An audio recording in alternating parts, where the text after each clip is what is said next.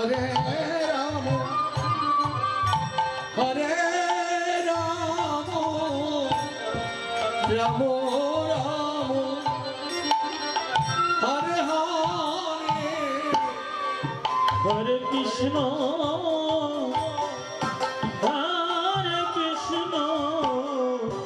কৃষ্ণ কৃষ্ণ হরে হরে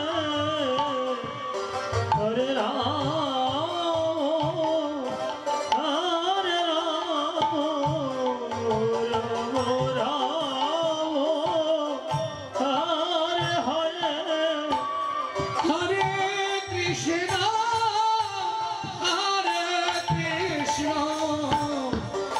কৃষ্ণ কৃষ্ণ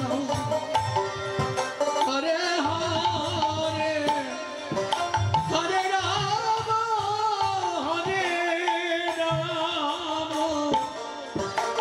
রাম রাম হরে হরে হরে হরে কৃষ্ণ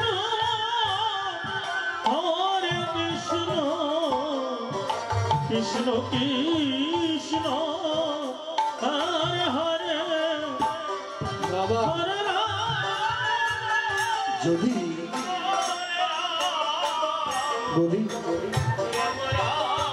আপনি তো আমাদের কীর্তন করতে বলেছেন, প্রতিদিন ভক্ত কোথায় পাবো বলেন? হ্যাঁ, আমার সঙ্গে প্রতিদিন দর্শন কোথায় ভক্ত পাবো? আমার সঙ্গে কেউ না থাকলে আমার কীর্তন আসবে মুখে? মহাপ্রভু বলেছে ইঙ্গিত দিয়ে, আপনি কোন দর্শনকে খুঁজে বেড়াচ্ছেন? আপনি আপনার মন্দিরে আগামীকাল থেকে শুরু করবেন। প্রথমে আপনার নয়ন গোবিন্দ দর্শন করবে। নয়নে যখন গোবিন্দ দর্শন করবে, বধন বলবে, বারে তুমি তো নয়ন ভরে দর্শন করে নিচ্ছ, আমি কেন বসে থাকবো? আমি একটু বধন ভরে বলি। কয়জন হয়েছে বাবা? কয়জন হয়েছে? দুজন। দুজনে বলছে, একজন দর্শন করছে, একজন বধনে বলছে, আরেকজনে বলছে বাড়ি তোরা তো বলে যাচ্ছিস, আমি সময় তো চলে যাচ্ছে, একবার বসে শ্রবণ করি। আমি কে শ্রবণ করবে? আমার কর্ণে। নয়নে দেখেছে, বদনে বলছে, আর কর্ণে শ্রবণ করছে। কয়জন পেলাম? তিনজন। এবার যার নয়ন যাকে দেখেছে, যার গুণকীর্তন বধনে বলছে, যার গুণকীর্তন কথা কর্ণে শ্রবণ করছে, নাসিকা উঠে বলছে একটু গিয়ে দেখি সেটাকে। দেখলো মন্দিরের দরজায় আগের দিনের নির্মাল্য, ভগবানকে দেওয়া নির্মাল্য গুলো রেখে দিয়েছে। নির্মাল্য বুঝেন তো? গোবিন্দকে যা দেয় পুষ্প পাত্রে। নাসিকা বলল সেই ঘ্রাণ একটু আসলো। দেখলো সেই পুষ্পের মধ্যে আমার গোবিন্দের অঙ্গগন্ধ লাগানো হয়েছে, গোবিন্দের চরণের গন্ধ পরিপূর্ণ হয়েছে, নাসিকায় আস্বাদন। আর এদিকে এমন সময় জিহ্বা উঠে বলল তোরা সকলে নিয়ে যাবি, আমি কি পাবো না? তখন সেখানে প্রসাদ রয়েছে, আর গোবিন্দ প্রসাদ পেয়ে আজ মনের আনন্দে আত্মহারা হয়ে হরি বল বলে প্রেমানন্দে হরি বল।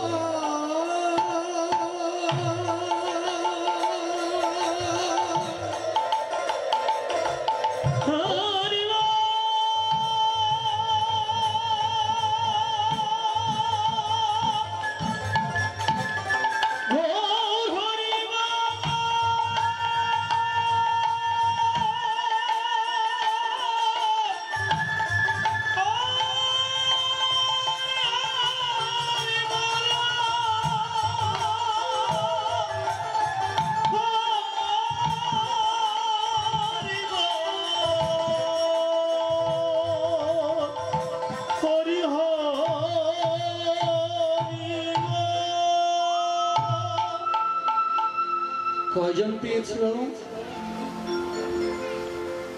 আমরা এবার কয়জন পেয়েছি? আমার থেকে 5 জন।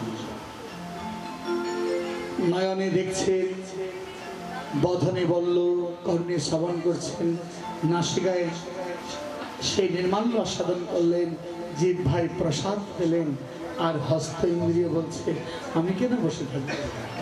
ওই যে প্রভু বলেছিল, 10 5 বসে নিজ দ্বারেতে বসিয়া, দ্বারেতে বসিয়া নিজ দ্বার কীর্তন কর সবে হাতে তালি।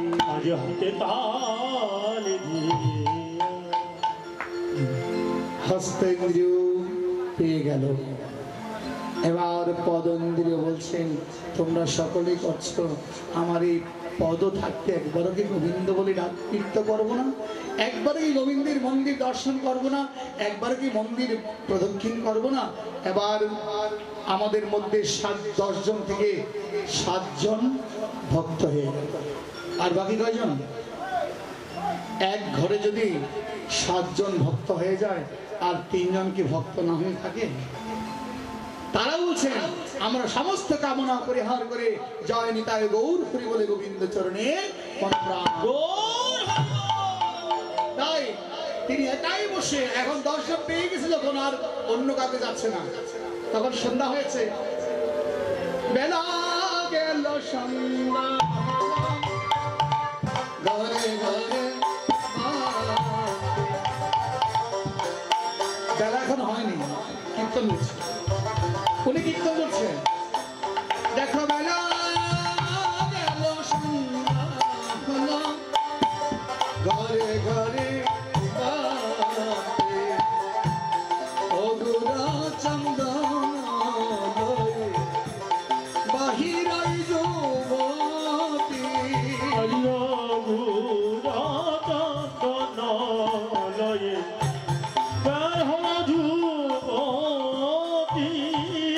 তিনি সন্ধ্যার সময় নিজের দর্শন নিয়ে কীর্তন করে বেড়াচ্ছেন মন্দিরে, রাস্তার পাশ দিয়ে হেঁটে যাচ্ছে। আরে কোনোদিন তো শুনিনি এখানে এরকম সন্ধ্যায় কীর্তন হয়, কিন্তু একজনে তিনি খোল কাশি নিয়ে তিনি পথ দিয়ে হেঁটে যাচ্ছে। উনি পথ দিয়ে কতক্ষণ শুনলো, আরে ভালোই তো লাগছে, একবার গিয়ে দেখি তো। আবার উনি এসে মন্দিরে দেখলো এই ভক্ত আরতি কীর্তন করছেন, আর উনি এসে তার পেছনে দাঁড়িয়ে তার সঙ্গে যোগান দিচ্ছেন। বেলা গেল সন্ধ্যা হলো, ঘরে ঘরে কাটে।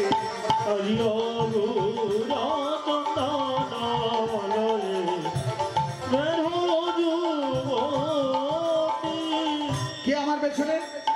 বলে দাদা আমি। ও তুমি এসেছো? এখন কয়জন হয়েছে? কয়জন হলো এখানে? 2 জন না 20 জন? কয়জন হয়েছে বাবা? বুঝতে পারিনি এখন কথা। 2 জন হয়েছে না 20 জন হয়েছে? 20 জন। এনার 10 জন আর ওনার 10 জন, ভক্তের 10 জন, আর আরেকজন এসেছে ওনার 10 জন, এবার 20 জন হয়েছে। আরেকজন, এখন 20 জনের শব্দটা একটু বেড়ে গেছে, আবার আরেকজন হেঁটে যাচ্ছে। উনি বলছে যাই, এই বাড়িতে কখনো আরতি হয়নি, এখন আরতি যখন হচ্ছে একটু দেখে। এবার দেখতে দেখতে 5 জন হয়েছে, 5 10 5 20 100 জন, 100 জন হয়ে এবার সেখানে প্রেমানন্দে হরি বল বলে আরতি করছেন। বলছে শঙ্খ বাজে, ঘণ্টা বাজে, বাজে করো তালো।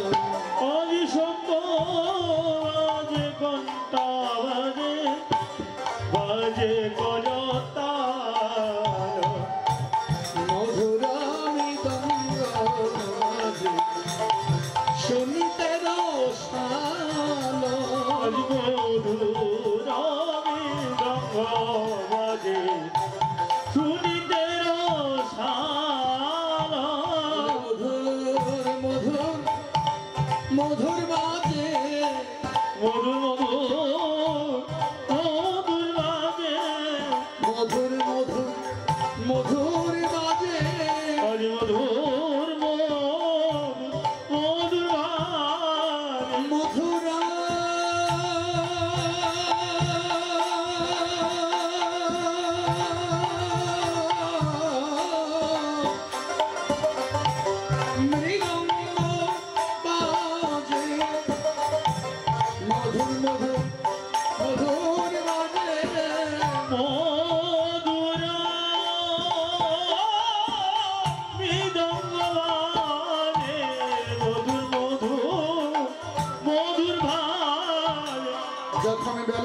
অবসান ঘটছে।